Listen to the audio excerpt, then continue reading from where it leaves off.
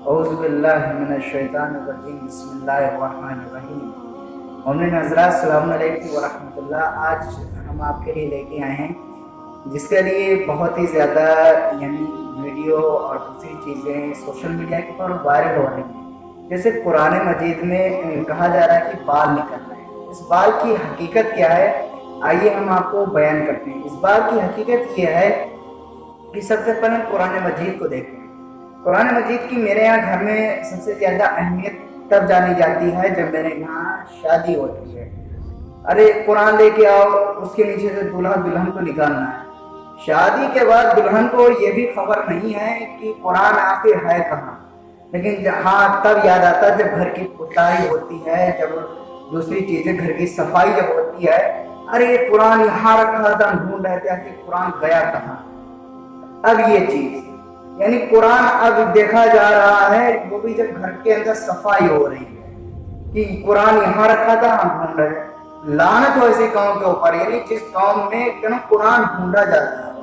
اب آئیے بات کی حقیقت بیان کرتے ہیں۔ آج کل جیسے کہ کرونا وائرس چل رہا ہے، جس کے لیے لوگوں نے کہہ رہے ہیں کہ یہ معاذ اللہ نعوذ باللہ آخری امام کا بال ہے، یہ ہے حقیقت ہے، اور ایران کی طرف سے اس کو سوشل میڈیا کا بتا کے وائرل کر رہے ہیں۔ دین کو ایک مذاق بنا کے رکھا ہے۔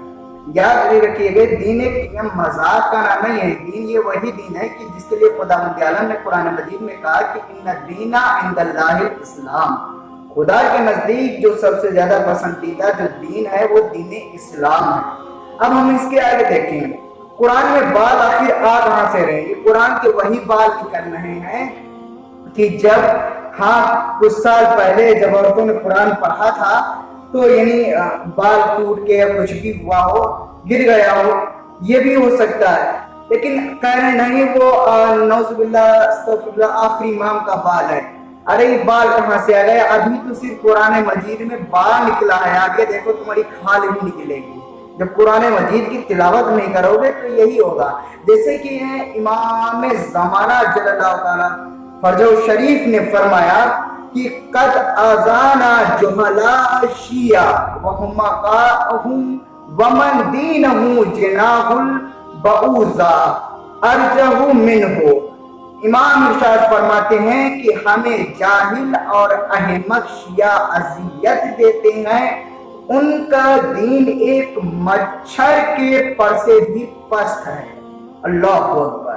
امام کہہ رہے ہیں کہ جو شیعہ کے نام پہ شیعہ بنے ہوئے ہیں، نام کیا، وہ دین کے بارے میں امام کو اذیت دے رہے ہیں، اور کہہ رہے ہیں امام کیا کہہ رہے ہیں کہ ان کا دین جو ہے مچھر، تو سب لوگ جانتے ہیں کتنا بڑا ہوتا ہے کتنا چھوٹا ہوتا ہے۔ امام کہہ رہے ہیں کہ مچھر کے پر سے بھی پست ہے۔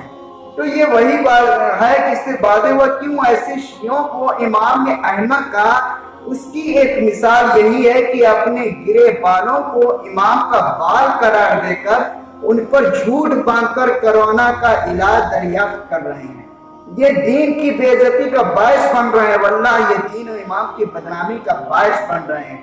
آج اس کے اوپر غور کریں۔ حدیث میں امام نے شاید فرمایا کہ یہ جو شیعہ جو نام کے بنے ہوئے ہیں، لیکن یہ دین کا مذاق اڑا رہے ہیں، اور ان کا دین جو ہے وہ ایک مچھر کے پر سے بھی گرا ہوا ہے۔ اللہ اکبر۔ تو ہم ایسے گمراہ کرنے والی باتوں سے بچیں، اور ہمارے جو شیعوں کا جو عقیدہ ہے اس کے اوپر رکھیں۔ یاد رکھیں کہ خدا وند عالم ہی شفا دینے والا ہے، اور اس کے اوپر ہم بہتان نہ باندھیں کہ یہ امام کا بال ہے۔ فقط والسلام ورحمۃ اللہ وبرکاتہ۔